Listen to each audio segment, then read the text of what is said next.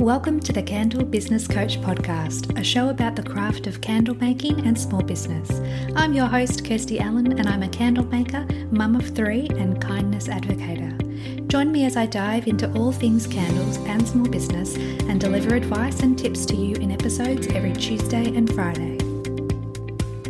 Are you on the list to get my daily motivation emails? Every day I'll send you a message that is designed to help keep you focused on taking action toward your goals. Sign up using the link in the show notes. This episode is brought to you by my free ebook, the Candle Business Marketing Kickstarter Kit. Inside this free ebook, you'll learn to identify your blocks of time to dedicate to your candle business. Plus, there are several tips and tricks for re-engaging past customers and attracting new customers into your business so you can grow your business and reach your goals. Check out the link in the show notes for your copy.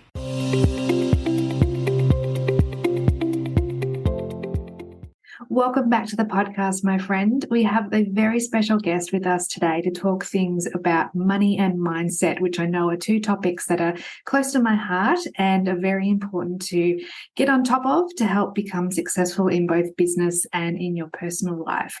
So, Phoebe, do you want to tell the listeners a little bit about yourself and how you got started with finance and mindset? Absolutely.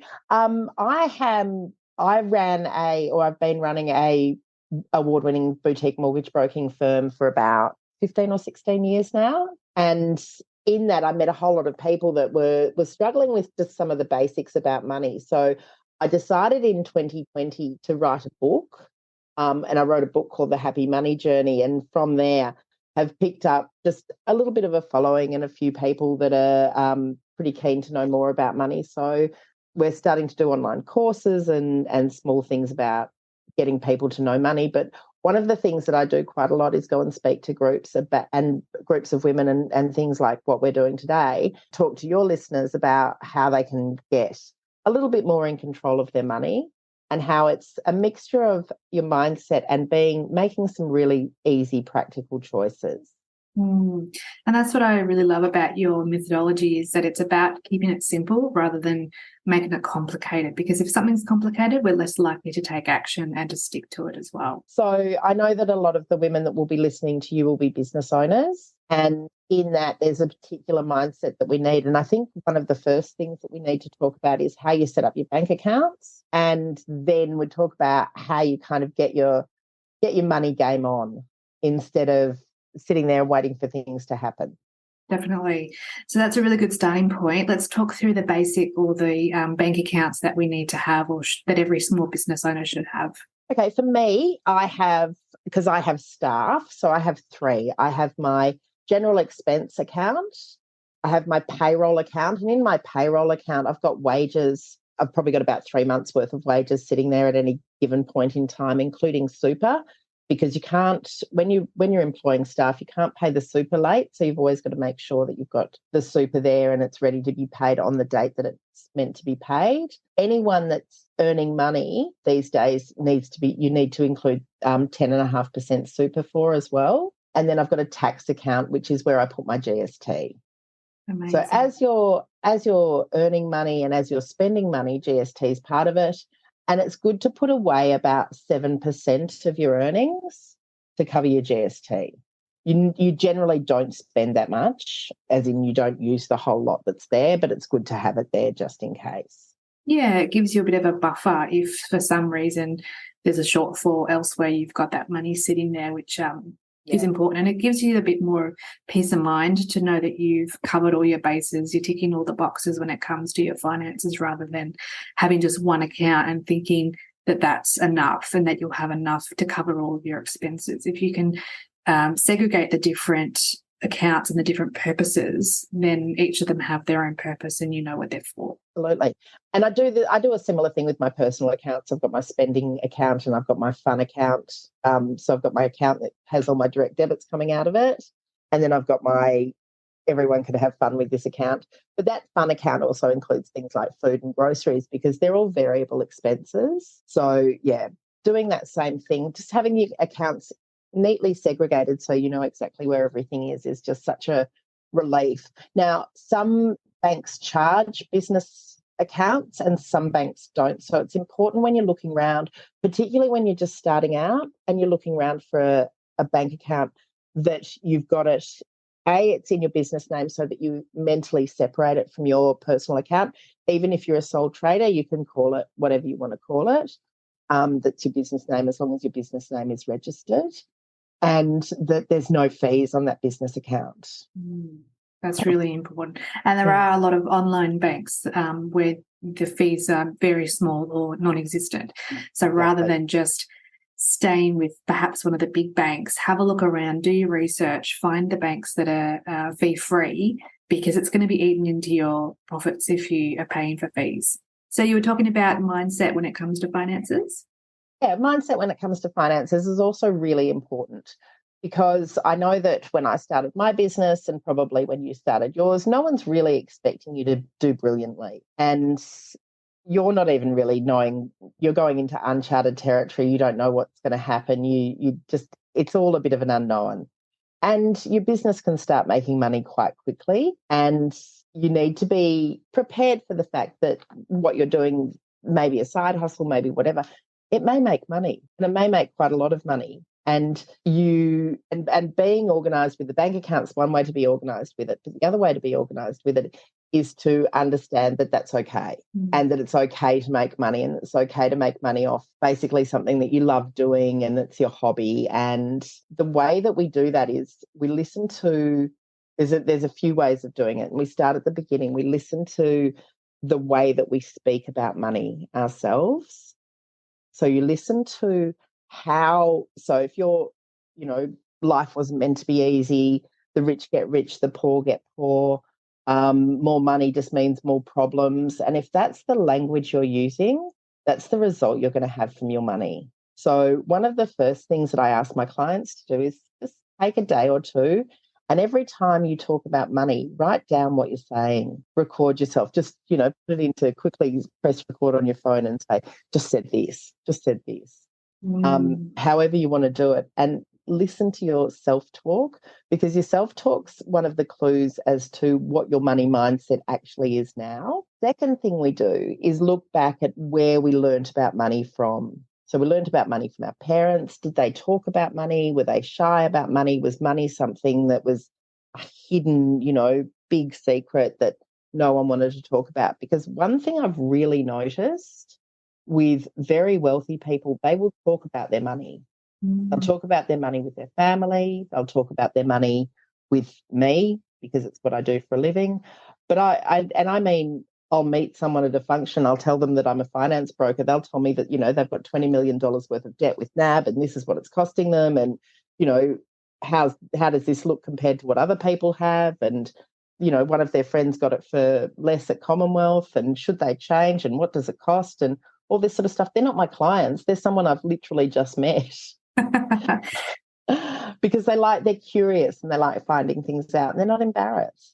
Their money mindset is advanced in that they've worked through those self-talk challenges along their journey to get where they are, where it's just another topic to talk about rather than something that holds any shame or embarrassment or power over them. Yes, and I'm glad you brought up shame, because shame is a big thing that I think particularly we as women are very ashamed of the way that we deal with money. We're told that, we overspend and that we don't understand it, and that's something that's, we should be taken care of by someone else. I grew up with a mother who constantly told me that her life goal was to marry a millionaire. But I also grew up with a father that told me not to let a man be your financial plan, really. So I had a bit of best of both worlds. So that is very much one of the things that we hold near and dear to us, is our shame about not knowing about money. So as part of your mindset, get onto the ATO or your local council, or I know in Victoria, some of our government websites, and I'm quite sure it's the same all over the country, small business websites, and just get to know the basics. Get to know the basics about your tax situation, get to know the basics about where you should be. Should you be setting up a company? Should you be trading as a sole trader? What are the advantages of having a trust over a company? And just know them.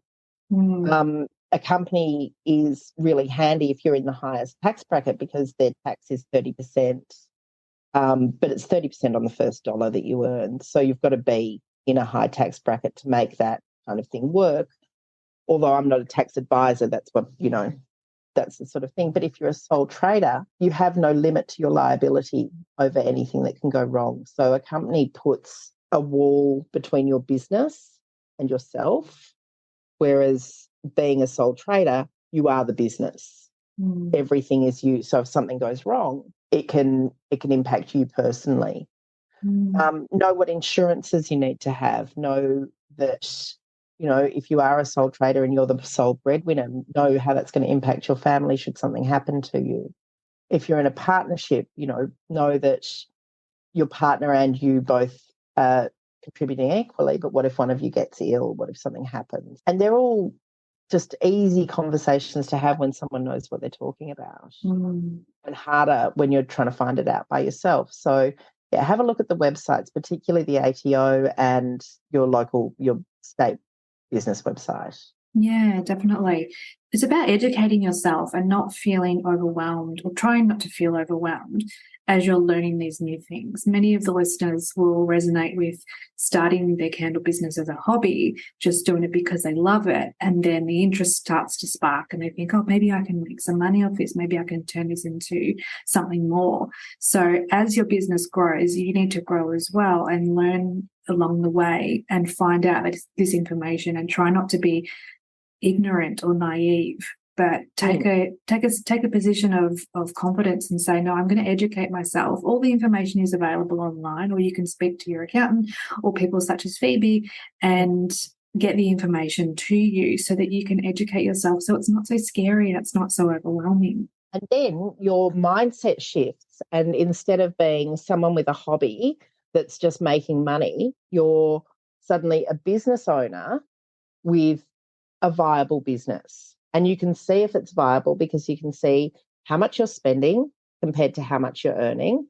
And you can make sure that you're earning more than you're spending and that the business is making money. And you can look at the parts of the business that are or aren't making money and where you can save money and what you can be doing differently. And it helps with the whole business to understand the financials and stuff like that. So, and it's a huge part of running a business. So getting that information in your brain and getting confident about it will help breed confidence in your personal life as well, because it will spill over into your personal finances as well. Definitely does. And look, no one's perfect. And back to what we were talking about before, which is the shame that goes with not understanding, the shame that goes with, the self-talk that says I'm no good with money and I spend too much and I'm ashamed of my spending, or I've got too much credit card debt or anything like that. They're all fixable problems. They're all small problems, really, particularly once you become a business owner, because your earnings suddenly become unlimited. They're just a complete result of anything that you want to do for yourself. I mean, you do what you want. Yeah, it's not fixed or capped as you would find in a full-time or part-time position. It's truly unlimited, which is one of the reasons people start a business, is because they know that there's that potential to really grow and develop something that they absolutely love. And particularly in what you're doing with the candles, it's one of the most beautiful things that you could be doing. There's so much pleasure and there's so much art and there's so much creativity in what you're doing. Having a business that is also allows you to express your creativity is one of the most wonderful things. I look at artists that do really well, like David Bromley, create a business around their art as well. And there's nothing to be ashamed of or think that you're less of a creative person because you've got a business mind or you're organised, because there is nothing wrong with making money about something that gives you so much pleasure to do. And I think that that's another mindset shift that a lot of particularly creative people I watch need to make, is that business and earning money should be the result of doing something you love. That's exactly how it should be, really. Yeah, absolutely. I'm sitting here nodding my head quite vigorously, which the listeners obviously can't see.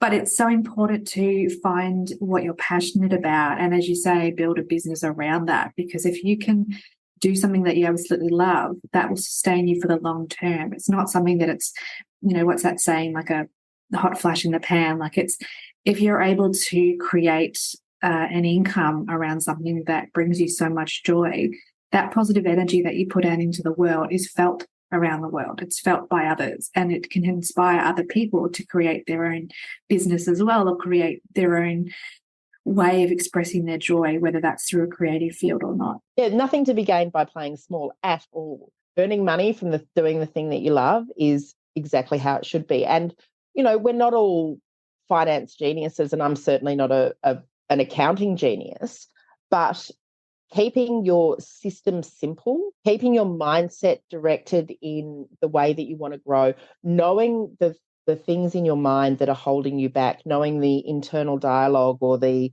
things that you heard as a child or whatever they are that hold you back, examining them and pulling them out into the light and saying, this isn't actually what I think. This isn't actually one of the, I use the Byron Katie, is it true? Is it really true? What if it isn't true? How would it change my life if I lost that from thinking that was true? In particular, hearing the I can't afford it and the, I don't deserve to be wealthy, which your mind never says you don't deserve to be wealthy, but you act in certain ways that make you, like, you get into too much debt, or you spend your money on things that you don't need, or you don't look after your basics like your future and your superannuation and your, your tax and things like that. So having the systems takes away a lot of that from your mindset and puts it into something that's actually practical and makes it a lot easier to get around those things. And then when you hear them come up or when you see them come up in your behaviour, you can identify them quickly.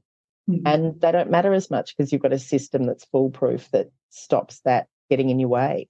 Yeah, that's right. So having those systems in place and automating what you can as well, it kind of, in a way, when you come up against those barriers, because you've got those systems in place, that's your past self saying, hey, you've got this, you can do this, you're worthy of it, you're deserving, so that when you come up against those challenging mindset thoughts, you can go, oh no, like I am worth this. This is important to me. I've got these systems in place. I'm going to, make the best decision possible and take the most appropriate action to get you to your goals. You deserve to earn money from something that you're bringing so much joy to other people by doing. Mm-hmm. And you deserve to earn money because you're creative. Yeah, because you've got a gift that other people don't have. That's right. And sharing that with the world inspires others to do the same, which is what life's all about. What are some general tips when it comes to handling finances when you have a small business? One is that your GST money isn't yours. It belongs to the government if you're earning over a certain amount. So check that, know that. You're collecting it on behalf of the government is probably the best way to think about it, which is why I say do the 7% in one account. Make sure that you're registered and insured and that you're running a legitimate business, because as a sole trader, as I said before, you've got unlimited liability. So if something happens to someone as a result of using your product, you could be personally sued. Mm-hmm. And that can have some quite large implications. So make sure that you've got insurances and all those sort of things. Make sure that once you get to a certain rhythm and a certain earning and you can see that this is going to be a viable business, that you have a conversation with your accountant about setting up companies or trusts.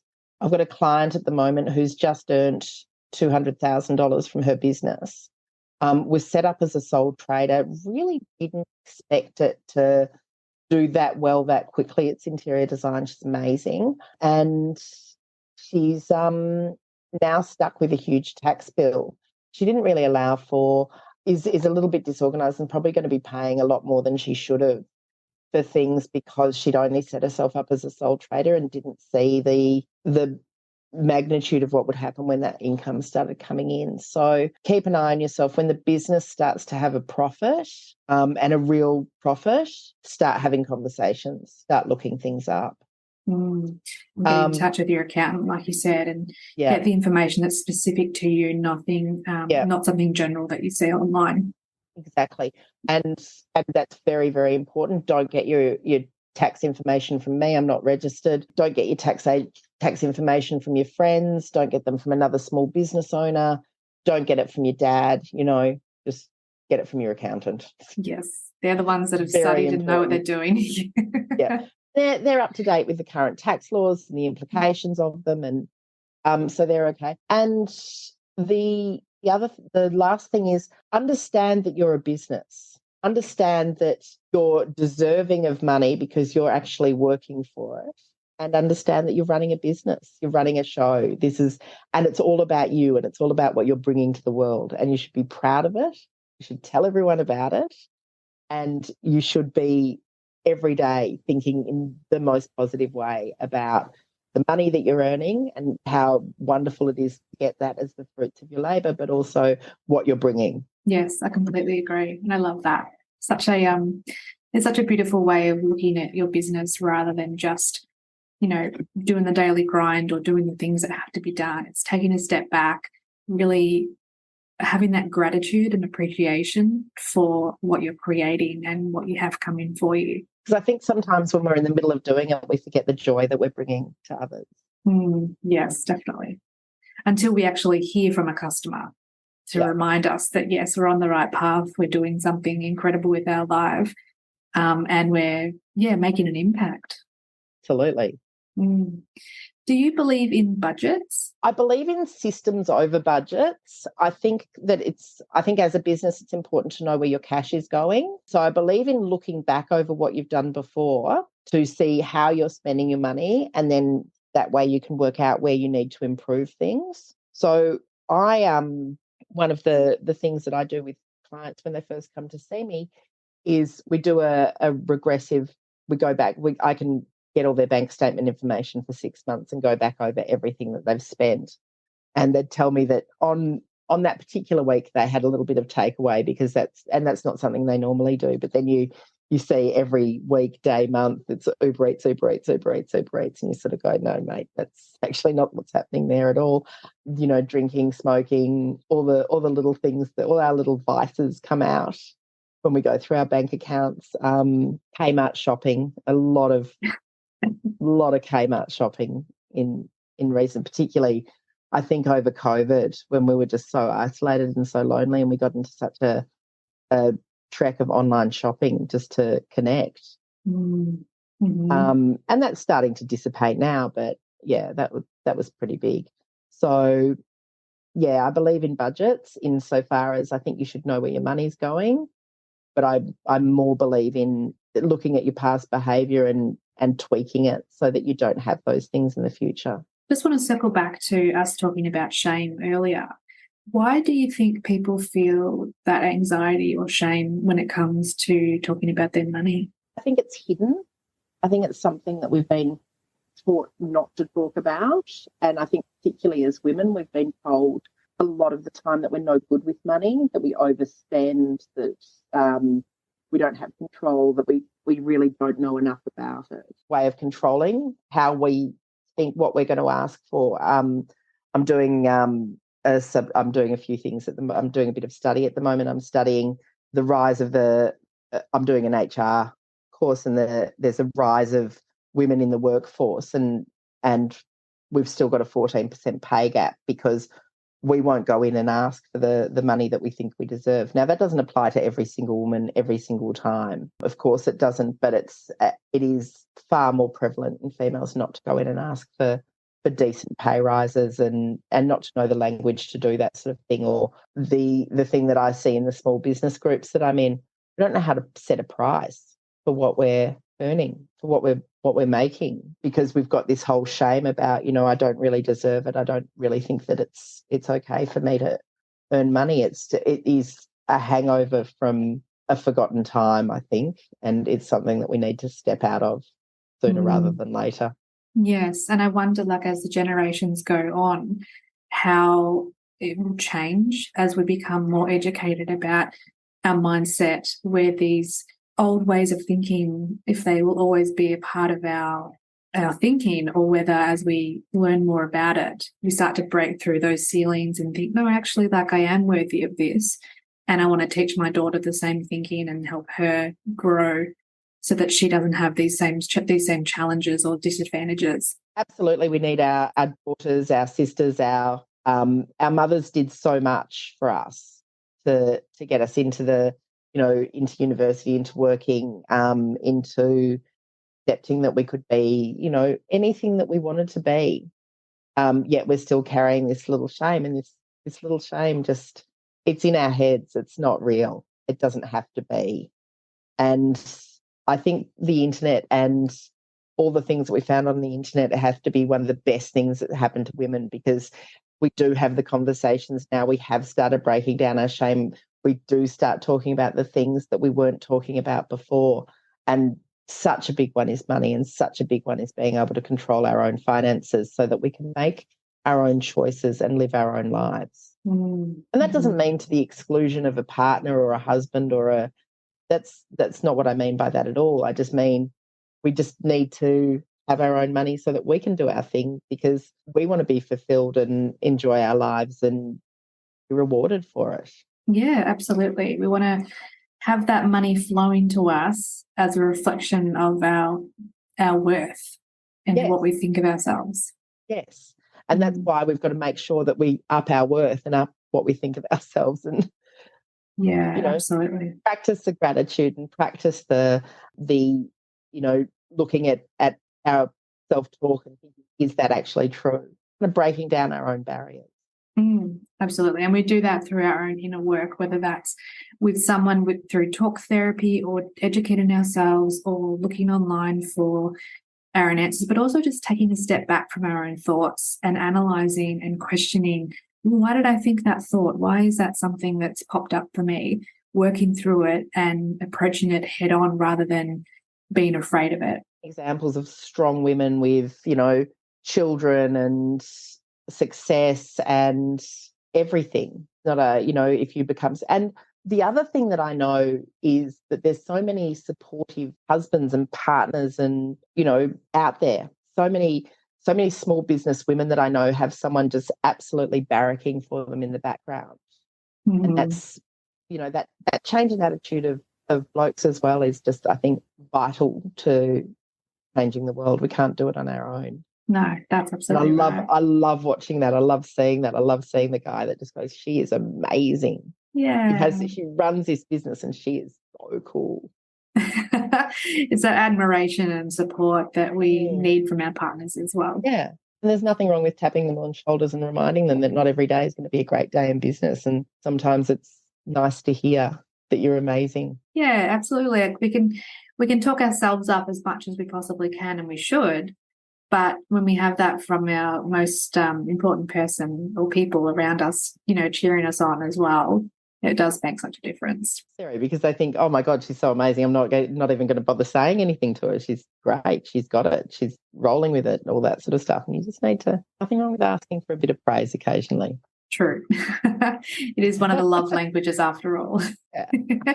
So how do you think we can work through our money mindset hurdles? What's some practical tips that you have? So I think write them down, know what they are, understand what they are, understand where they came from. So going back over the who talked to you about money when you were young, and then just smashing them down.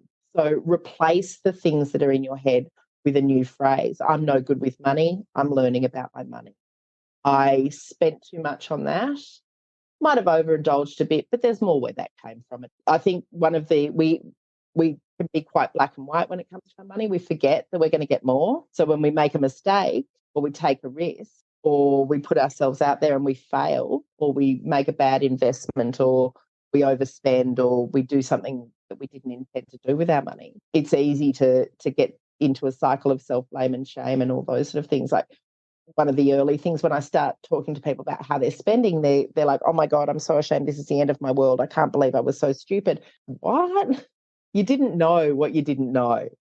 You have to allow yourself to learn and you have to allow yourself to grow. And you have to, that's it. You have to allow yourself to learn and you have to allow yourself to grow. Yeah, and having the grace and the space to just understand that this is just another part of life that you're going to learn about. You're not expected to have all the knowledge straight away. It's a journey. Definitely not. It is absolutely a journey. That's why I call the happy money journey. Oh, I love that. It is a journey. It is learning about things bit by bit, getting the basics right, particularly when you're starting your business or you're in your business. Even if you've been in your business for 10 years, you might not have that 3 account or basics or 2 accounts if you're not employing staff. You might not be paying yourself. A whole lot of things. Just know your basics.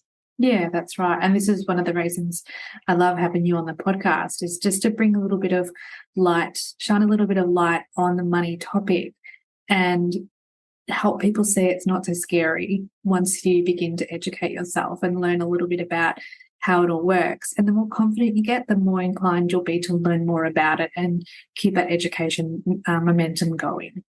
Because it starts to become interesting to you as well. It starts to become, I've done this with my business. And then you meet other female business owners and you start to have conversations about what I've done with my business. This is how my business runs. I've set this up. What have you done? And, people start talking. It's a constant learning journey. I know we keep using that word, but it's so appropriate. And it's, you just learn more and more as you go, and you learn more and more as you grow. And it's good to grow. Yes, personally and professionally. Yeah. Can't have one without the other. Exactly. When you start your candle business, there are so many things to consider and research along the way, especially when it comes to choosing the right suppliers. Long Story Short provides all your design and printing needs, from your logo and branding to designing and printing your product labels. The quality is exceptional, the customer service is amazing, and prices are very reasonable. They are the only label company I recommend, so check out their website or send them an email today to get started. hello@longstoryshortdesign.com.au. So how can we improve our confidence with money? Put systems in place. Look at your money and know what it's doing, and put systems in place that suit you. Because once you've got systems in place, you want to improve your confidence with money, but you also want things to be seamless. You want to just have it there so it's there and you don't have to think about it. Because proving your confidence with it is taking little risks. So investing a little bit more in your business, taking yourself to the next level. And to have that sort of confidence, you've got to have the systems in place first, because you've got to know where things are going and know where they are. So systems first, confidence will just naturally follow that. I can't tell you how many times I've just done here's 2 accounts or here's 3 accounts, off you go. And then 3 weeks later, we're not even talking about money. We're talking about what they're going to do next and how it's going to work. And they know that they've got this much to be able to do that. And, the systems just set them free. Yes, I love that. It is about that freedom and not feeling locked in or tied in without knowing what you're doing and not having the knowledge as to how to spend money on, say, marketing or making sure your costs are covered as well. You've got that confidence that you have got the right systems in place. Grow or spend, or what growth is going to cost you and stuff like that, because you can track your cash flow a lot better when you've got systems. Mm-hmm. So how do we worry less about money? Is it similar to just having that confidence? No, it's not actually, because I think everyone gets that scarcity mindset every so often, and things become overwhelming, and you could have all the confidence in the world, you could have a lot of money, and something can be slightly off kilter, and all of a sudden you're sitting there in that scarcity mindset. And that scarcity mindset I hate that. It's my worst nightmare, even when it happens to me. So it's about having tools to take you out of that headspace as well. So going back over the basics, going back over where am I spending my money? Where did I hear about this? Why do I think this? Why am I? And then starting to smash down those thoughts and knowing that they're not true, and getting yourself back into doing things that make you feel wealthy as well. I think we've all got little indulgences that we have, that just knowing what makes us feel rich. Is it taking ourselves out for dinner? Is it spending time with certain people? Is it learning more about money? Is it getting onto, practically doing something in our businesses that make us spend a little bit of money for a better reward? Is it what is the thing that makes us feel like we're in control, and then getting that control back and being able to move forward again from there? But it is, particularly as business owners, something that happens to us. We might have times where we've got, tax bill, superannuation bills, mortgage payments just gone up, a whole lot of different things coming at us all at once. And we're suddenly waking up at 2:00 in the morning going, oh, am I going to have the money to be able to do this? Have I got the money? Have I made a big mistake? Should I go back to work? Should I get a part-time job? What am I going to do? There's no money around. And that's when we start that very black and white thinking of, the money's just stopped and will it ever start again? But very consciously taking ourselves. As soon as we start to hear it in ourselves, going back over the work about, where did I hear this first? Why do I think this? Is it true? What's a consequence if it isn't true? Yeah, that's right. And it's so important to question your thoughts and take that step back, because then you'll see that your thoughts are just something that flows through you. It's not always the truth. Definitely not always the truth, but it is very hard to get out of that scarcity. And so, yeah, it notice it and do something about it straight away. The quicker you can get on top of it, the better. Yeah. And you'll get better at doing that with practice. At that sort of point in my life, I'd use affirmations. I'd use anything to try and just break the way that I'm thinking, because the way that you're thinking then invites that result into your life as well. It always does. It just always does. Yeah, and it comes down to, and I'll go there, manifestation and how that plays into what you believe then impacts the actions that you take and the thoughts that revolve around that. So if you can think more positive thoughts, if you can visualize yourself having that endless flow of money coming to you, that does have an impact in your reality. Really does. You're a business owner, particularly when you've had that sort of thing go on in the past. You started this business once and it's grown in the meantime, and there's a reason that it's grown. And sometimes I think when we're feeling that scarcity, looking back over what we've achieved can be a good breakout of it as well. Just, Yeah, it's so important to have that reflection time and to have that gratitude. And I like to write down when something positive happens in my business and in my life. I like to write it down so that when I have those moments that are becoming less frequent and further apart, where I'm having that scarcity thought, I can look back at this journal and go, oh no, like this has happened, this has happened, this has happened. And it does. It changes your way of thinking. It changes your energy. It changes your vibe. And it brings you back to baseline so that you can then excel from there. Energy, without the joy, without the fun and the excitement and the flow that we get, there's no point. There's nothing's bringing us forward. Everything's. I'm reading a book at the moment called The Gap and the Gain, and that is living in the gap, living in the part of your world that you're not going to get anything. It's all everyone else's fault. It's just nothing's ever goes right for me kind of thing, and pulling yourself out, letting yourself be there for a minute, because sometimes when we're there, it makes us more creative as well. And we can start to do things that we hadn't kind of previously thought of doing. But just sitting there and letting ourselves wake up at 2 a.m. with the horrible thoughts running through it, not trying to break out of it, that's where we get stuck. Yes. And that's where we don't want to be stuck. So definitely when it happens, that's the other thing. Examine it. See, this could be part of your creative process. There might be something that you need to get out of this to manifest something even bigger and better. Yes, definitely. And there's always something bigger and better on its way. How important is it to have both personal and business financial goals? You don't know where you're going, you will never get there. Yeah. Compare it to the cat in Alice in Wonderland when she meets the Cheshire Cat. I was listening to it last night with my granddaughter because I can't get her to sleep. She's lost, but she doesn't know where she's going. So he said, well, it doesn't matter then. If you don't know where you're going, you can go anyway and you'll work it out in the end. Definitely very important to have business and personal financial goals. Have things that you want, have things that you're working for, be it, simple things like having enough money in the business to grow the business, or big things like making sure that you earn enough money to be able to buy a house or buy an investment property or whatever you want to do next with your personal finances.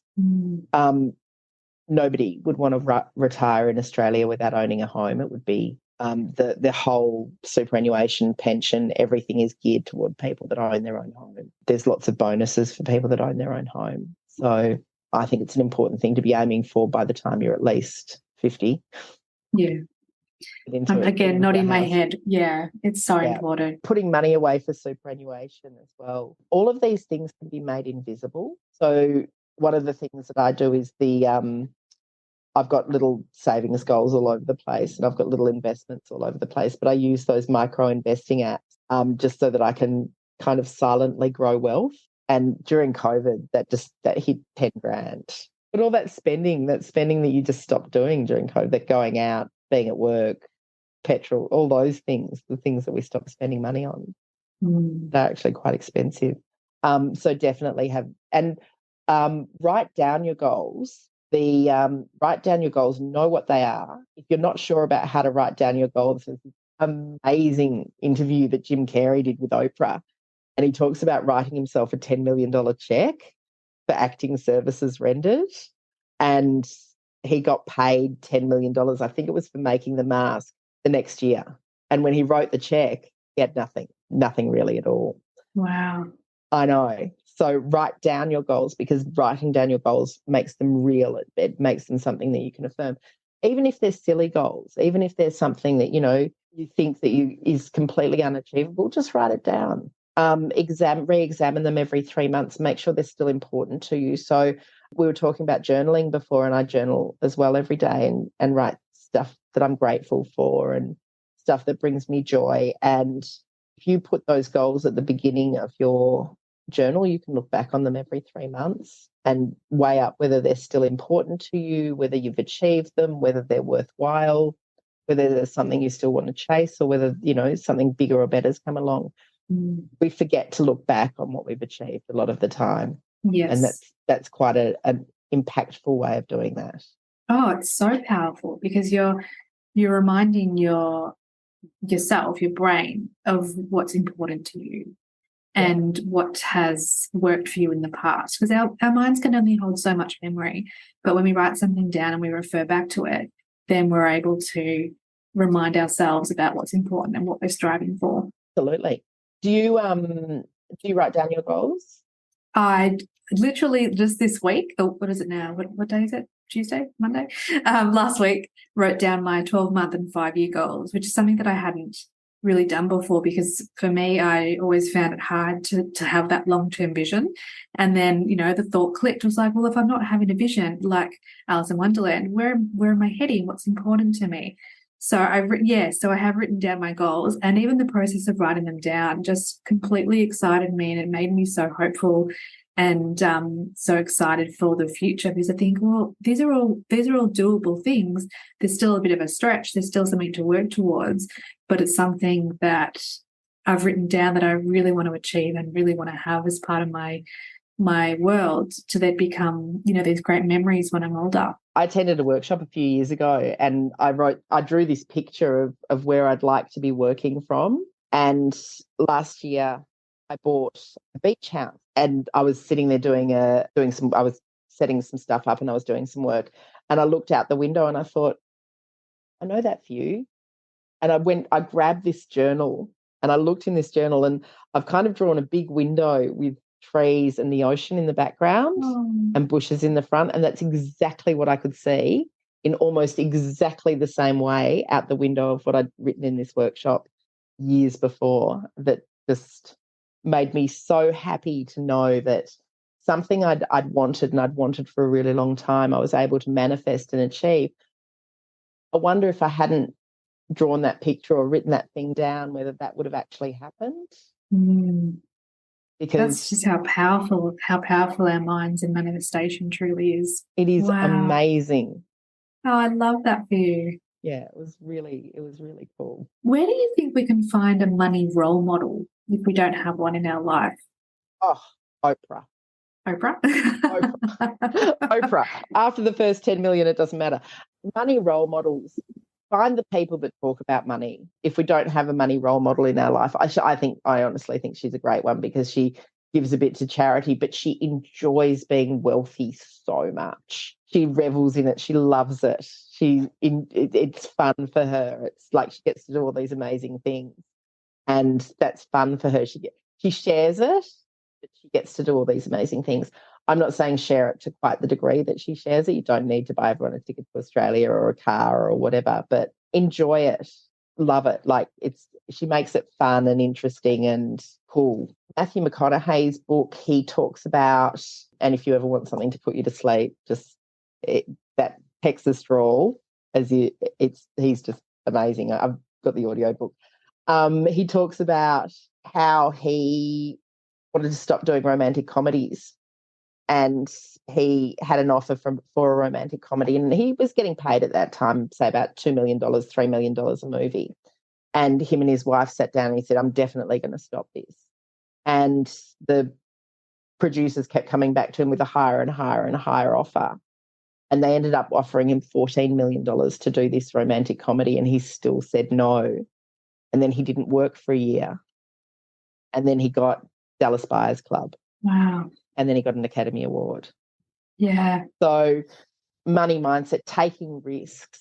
Yeah, hearing other people's stories and the way that they do things. I also, on a more practical thing, I mean, I've got a book and all that sort of stuff, but I follow Molly Benjamin and Ladies Finance Club, Victoria Devine, and She's on the Money, Hannah Campbell, and she's got a YouTube video channel that's really, really good. I can't remember the name of it. Sugar Mama TV. She's really good as well.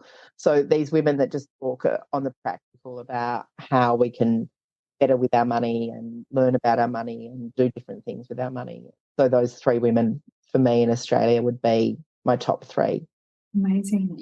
And there's so many podcasts about wealth and money and how to improve your finances as well. So it's about, as you say, like showing that interest in what is just anything financial and looking for those resources, and then immersing yourself in the language that is used, the energy that is expelled as well, and trying to replicate that in your own world and just enjoy the journey of learning about it as well. About to release the Happy Money Journey podcast. So amazing. we'll have all the hints and tips as well. Quite a different format to a couple of the others. And I really do like the way that others talking about money as well. So we're going to talk more that a little bit spiritual, a little bit rest of your life and how it impacts the rest of your life, and how to control your money. Oh, I love that. That'll be an excellent resource, not only for my listeners, but for myself as well. I'll definitely be tuning in because I know that, you've just got so much knowledge when it comes to the finance realm. And I really feel that the messages that you will share on the podcast will just be so beneficial for anyone that listens. I hope so. Yeah. I hope so. Just enjoy the journey, enjoy the ride. Yeah. Well, that's the thing is that's what we all really want to do, isn't it? Is just have money that lets us live the life that we actually want to live. Not everyone wants to own, airplanes and boats and all that sort of stuff. Sometimes we just want to, enough to be able to do the things that make us feel wealthy, like take our children on holiday and do nice things for ourselves. Yeah, like go out for dinner or go to the movies and buy the large popcorn without feeling guilty. Exactly. Precisely. Oh, wait, that's Enjoy. just me? Yeah, enjoy. No, that's everyone.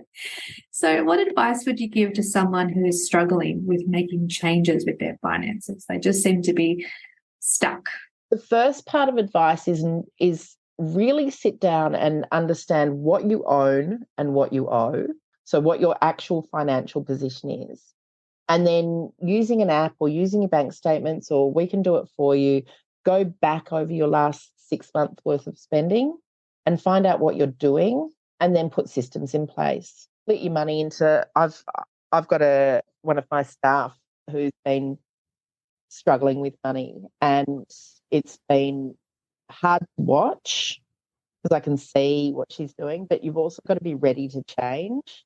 So I could hit her over the head with all the advice in the world, but it wouldn't make a difference. But when she was ready to change, she came to me and said, "Oh, so I've got this much debt, I've got this many problems, I can't get out of the debt because I can't get a personal loan or anything because my credit's a bit shot, and this is what I want to do. And I've been so ashamed, and particularly working for you, and I didn't want to say anything, and all that sort of stuff, but it's really stressing me out." And we gave her 3 accounts. So one is for her direct debits that come out every week. We changed all of her electricity and gas and phone and anything we could. I don't know if you know this, and this can be particularly useful if you're starting a small business and your cash flow's quite slim, but you can go to most companies and say, can I make a monthly payment instead of getting billed every month or 2 months or 3 months? And doing that can really free up your cash flow because you can see exactly where your money's going. And then just starting slowly to chip away at, this is where I'm spending my money. These are the debts I need to pay. This is what I need to earn to do that. What's my next step? What do I need to do next? I need to earn more money.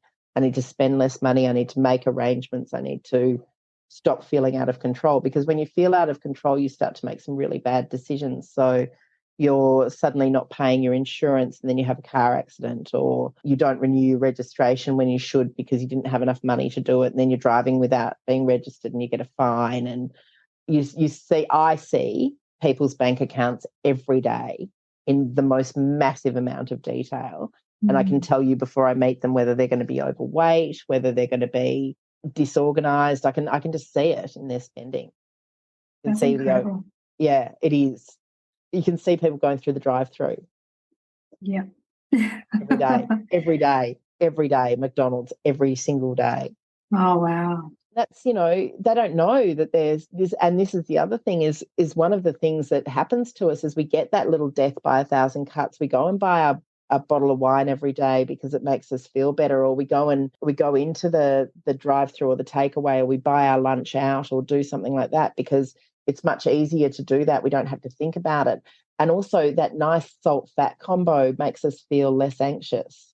So we put that on top of how we're feeling, and then we keep putting that on top of how we're feeling, and then we're not feeling anything, and we're not really paying attention to our money, and we're kind of in a bit of a terrible, terrible shame cycle. And we don't want to do anything about it, so we don't, and it just gets worse and worse and worse. Yeah. So one small step, look at how you're spending, pack your food for your day, shop in advance. There are so many websites about meal preps. Yeah. Have your meals sitting there ready to go. It is always the small things that are holding you back. And I don't know whether you've read Atomic Habits, which is my very favourite book, but he talks about how your daily behaviours become the outcomes of your life. And they're so tiny, and tiny changes. If you don't buy takeaway for a week, you've got maybe $100 more in your pocket. You've got $100 more in your pocket. Are you using that to pay off debt, or you could put it into your super for future use? Because you don't miss it, because you've just been spending it on takeaway. So you've been operating from a space of just spend, rather than looking at, again, taking that step back and looking at things objectively. But it's hard to do that if you, I'll say this, if you're struggling with mental health issues, that plays into, if you're suffering depression or anxiety or anything like that, that plays into how you spend your money as well, and what you think about money, what you think about yourself, what you think about the future, and what prospects you have or don't have. It's it's incredible. Gatsby's biography, I think it's called The Road to the Net. It's very good. She talks about her mental health and how she had accrued thousands and thousands of dollars worth of fines, and that she just didn't pay them, didn't do anything about it. And part of her healing was to go back over all those things and actually set things up so that she was paying them back and sorting them out and addressing those issues, because leaving them festering is adding to your anxiety and it's adding to your depression. It's so hard to get past that point. You can sit down and talk to a financial counsellor for free anywhere in Australia, and you can ring them and say, this is where I'm at. It can take you 2 or 3 weeks to get an appointment with them, which just shows you're not alone. Because there's a lot of financial counsels out there, and that it takes so long to get to see one. You're definitely not alone. There are so many people in that position where they're just all over the place with their money and all over the place with their finances. And it needs to get better. It It does. needs to get better because lifting yourself lifts everyone else, lifts everything around you. If you could teach one thing about money, what would it be? When you earn it, it's yours to do with whatever you like, and you make all the choices around it. Yeah. So we've come to one of my favourite parts of the podcast where I ask my guests 3 questions that relate to candles specifically. So question number 1, what is your favourite candle fragrance? It is this one. It is sandalwood, and I love it. Sandalwood, yeah, it's good. I love it. Question number 2, what do you love about candles? Oh, I love the way that when you turn out all your lights and you've got all your candles on and scented or not, I love the way they flicker and shimmer, and I love the way they smell. But I just love watching the flames sometimes. Yeah, it's so relaxing. And question number 3, what is one piece of advice for candle makers during their business journey you'd like to give? It brings so much pleasure to people and so much joy to people because of your creativity that you deserve to get paid a lot of money. It's not a race to the bottom in terms of pricing our candles and our products. Definitely not a race to the bottom, mate. Yeah. There's some very expensive candles out there. There are, and they're good quality, and we buy them. Yeah. So you don't have to have the cheapest candle on the market. Again, it comes down to that scarcity. If you think, well, if my candles are cheaper, I'll get more sales. You need to break that thinking and properly price your products, that you're covering your cost first and foremost, but also making a profit as well. Absolutely. And you want to make a profit. You deserve to make a profit. Yeah, you should. Amazing. Yeah. So, Phoebe, I've absolutely loved our chat and I love the direction that our conversation has gone in today. But I'm wondering if you have any resources you'd like to share with the listeners. Absolutely. We've got the book, the Happy Money Journey book. We've got the Happy Money Journey workbook, which if you jump on my website, you will get for free as a downloadable PDF. And if you do that, you can also sign up for our weekly emails and just a little bit of insight into what we're doing. We're opening up a couple of short courses in just basic finances over the next couple of months. And we do quite a few live workshops from time to time. So if you sign up and subscribe, you'll see what we're up to, or jump on our Happy Honeys Facebook group and you get all the exclusive, wonderful information about what we're up to and what we're doing. Fantastic. And are you on Instagram as well? We are on Instagram, we're on Pinterest, we're on Facebook, we're on LinkedIn. Perfect. And what are the handles for those? Always the Happy Money Journey. The Happy Money Journey. Perfect. So I'll leave links in the show notes so people can click through and connect with you, because I know that there'll be people that are wanting to learn a little bit more and would love to connect with you. Absolutely. And I'd love to connect with them. We do a whole lot of stuff, a whole lot of work with small business owners. It's my absolute favourite thing to do, having gone on my own small business journey and made a few mistakes, but got a whole lot of it right. So yes. Yeah, so you've got a lot of information that you can share with us and to help us hopefully make our journeys a little bit easier. Absolutely. Lovely. Well, thank you so much again. I really appreciate your time. Oh, absolute, so much fun. Thank you so much. Thanks everyone for listening today. I hope this episode added value to your candle making journey. Check out the show notes for all the links mentioned throughout today's show, and please subscribe to the podcast so you don't miss any future episodes. Thanks again for listening. Have a beautiful day.